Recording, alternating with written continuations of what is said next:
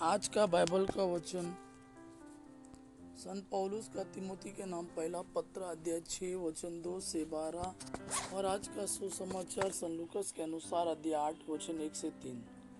संत पौलुस का तिमोथी के नाम पहला पत्र अध्याय 6 वचन 2 से 12। जिनके स्वामी विश्वास में उनके भाई है, वे इसके कारण उनका कम आदर नहीं करे, बल्कि और अच्छी तरह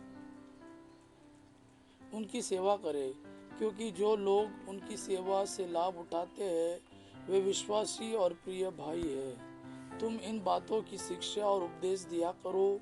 यदि कोई भिन्न शिक्षा देता है और हमारे प्रभु ईसा मसीह के हितकारी उपदेशों में और भक्ति सम्मत शिक्षा में विश्वास नहीं करता, तो मैं समझता हूँ कि घमंड ने उसे अंधा बना दिया है।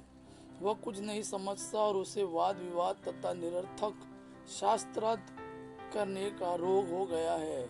इस प्रकार वे के विवादों से ईर्ष्या, फूट, परनिंदा, दूसरों पर कुत्सित संदेह और निरंतर झगड़े उत्पन्न होते हैं। यह सब ऐसे लोगों के योग्य है जिनका मन विकृत और सत्य से वंचित हो गया है और जो यह समझते हैं कि भक्ति से लाभ मिलना चाहिए।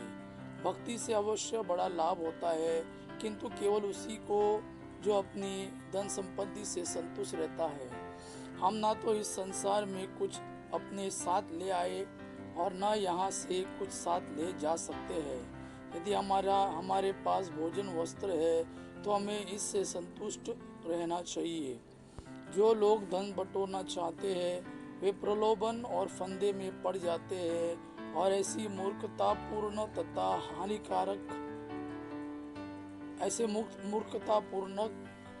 और हानिकर वासनाओं के शिकार बनते हैं, जो मनुष्यों को पतन और विनाश के गर्त में ढकेल देती है।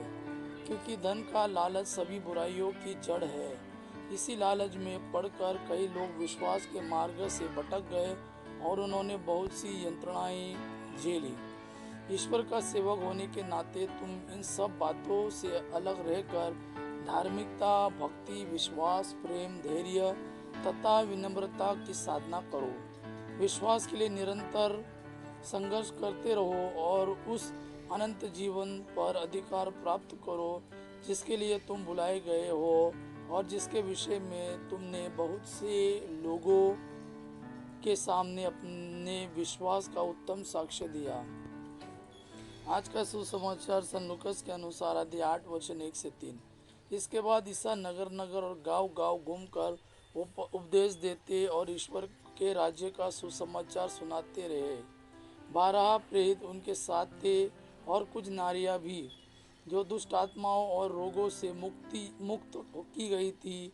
मरियम, जिसका उपनाम मगदलेना था और जिससे 7 अब्दूत निकले थे। हेरोद के करिंदा, कुसा की पत्नी यूहन्ना, सुजैना और अनेक अन्य नारियां भी, जो अपनी संपत्ति से ईसा और उनके शिष्यों की सेवा परिचर्या करती थी। यह प्रभु का वाणी है। प्रभु को धन्यवाद। आबा पिता की महिमा और पुत्र यीशु का प्रेम आप पर सदा सर्वदा बना रहे। आमीन।